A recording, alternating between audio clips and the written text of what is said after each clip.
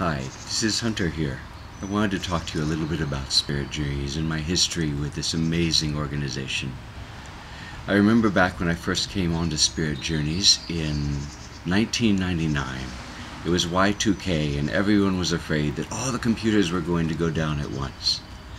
Well, the computers didn't go down. But what did happen on that night of New Year's Eve 1999 was that I poured my first sweat lodge for Spirit Journeys.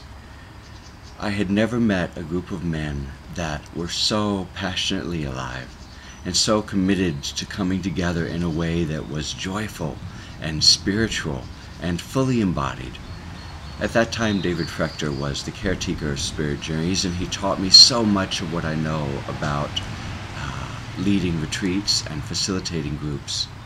Since then, Howie came on as the vision keeper of Spirit Journeys, and Howie brought this incredible commitment to community, to Spirit Journeys, that really lifted the community up to a whole other level.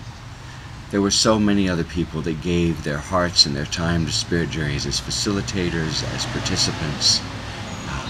I think back to my dear friend Abhi, David Moreno, who is one of the most delightful and profound yoga teachers I've ever met. Wolf, who I poured lodges with. Rob Billard, who did incredible breath work. We've just had so many people, and I'm so grateful to all of them.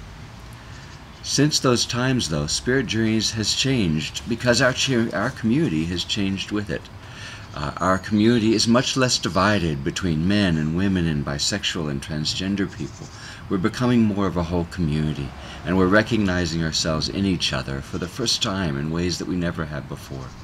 We have so much more acceptance than we've ever had in many places in the world, in many places in our own country, and even in our faith community. So many churches and temples and even mosques are beginning to welcome and accept us. So our needs as a community have really changed a lot in this time. I wanted to make Spirit Journeys something new, something that really spoke to where our community is now. In the beginning, spiritual practice was something that we needed to reclaim our sense of basic goodness in the world. In the last decade and a half or so, spiritual practice became more of a luxury. We were all just too focused on getting by. Ironically, as the world has continued to change even more rapidly, spiritual practice has gone from being a luxury to being an absolute necessity now. So I'm inviting you to join me on Spirit Journeys, to join me for webinars, to join me for retreats, to join me for journeys around the world to some of the most beautiful sacred sites in existence.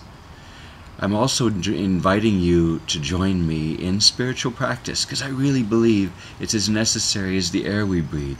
We need it to connect with the deepest parts of ourselves. We need it to connect with each other. And we needed to reconnect with the world, with people that we had no idea were really part of us and our lives as intimately as they truly are. So thank you for watching this video, and I hope you can join me in any way possible, whether it's on a phone call or webinar or in person. Have a wonderful day.